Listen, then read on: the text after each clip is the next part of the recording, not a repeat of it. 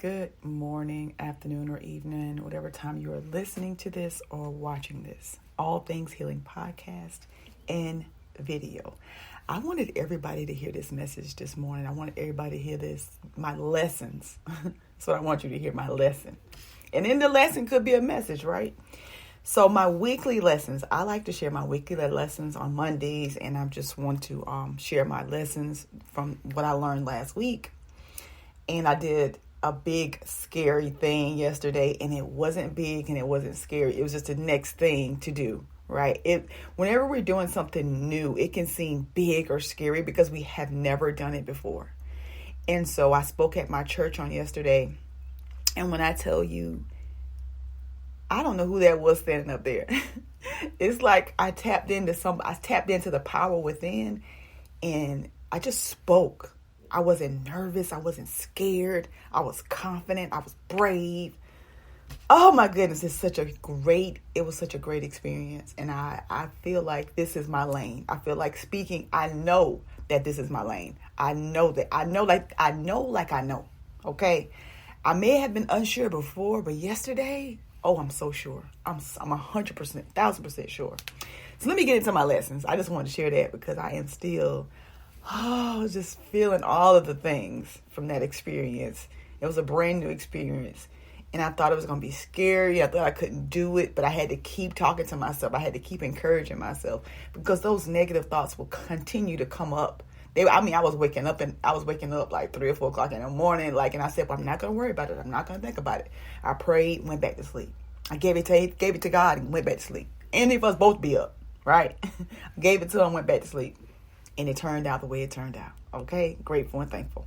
Number 1, doing something new can be scary. Nevertheless, you must encourage yourself. That was my number 1 lesson.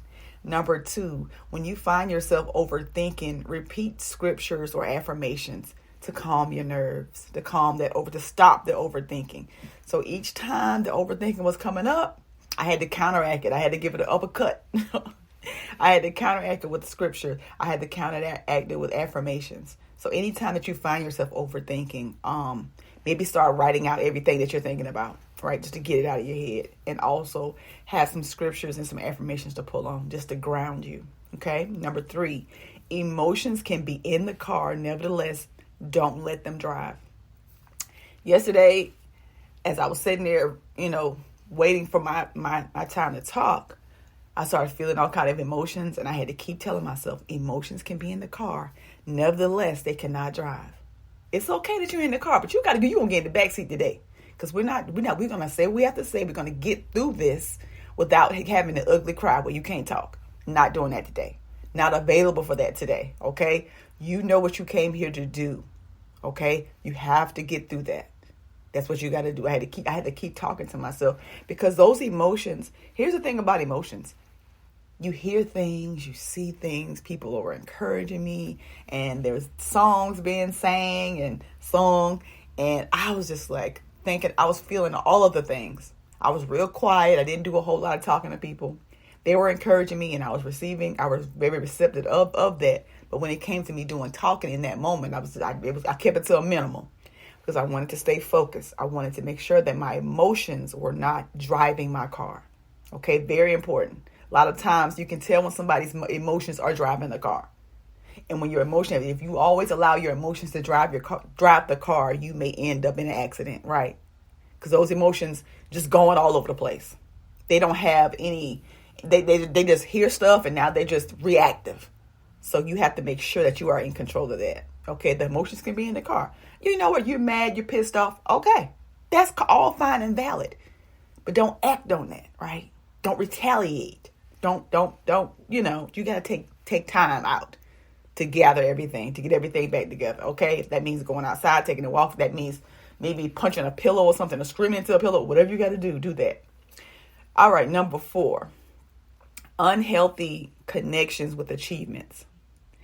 I was listening to a sermon yesterday after I got home, and he was talking about spiritual fever. Was it spiritual fevers?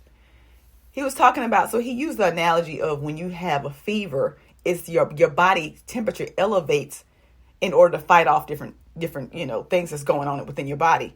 And he also used it in the analogy of, our attitudes. And he talked about something that really struck a chord in me, because I had an unhealthy connections with achievements. I was chasing after accomplishments because I wanted to be celebrated, right? And when he said that, I said, oh yeah, I had some of that.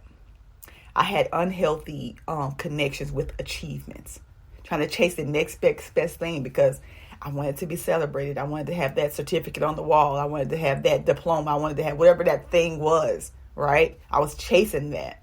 And I had an unhealthy connection to that. And once I began to realize that, it's like, yeah, I don't even want that. Like, why am I doing that? I don't even want to do that anymore. That stresses me out. I don't want that. I don't want that. Why am I chasing after that? You know why? Because I had an unhealthy connection with achievements. All right. And then, I don't know what number this is. Maybe number 5, 6. I don't know. I am a public speaker. I can do it. I've done it. And I have the evidence. Oh my goodness, that feels so good to say. I am a public speaker. I can do this. And I want to get in front a lot more. I want to, I got to see what it looks like. I got to figure out what it looks like for me to position myself to be able to speak more in public. Because I want to do more of that. That right there, when I say that right there is my jam, that's my jam. So I want to be able to position myself where I can be able to speak more, go to different places, maybe schools, maybe, online, on people's platforms, things like that. So I want to position myself to do that, to do more of that. That's my lesson. I got to get myself out there like that, to be able to increase my skills and my ability and my confidence, to be honest, right? Okay, so last but not least, tap in the power within, and you can do exceedingly and abundantly great things.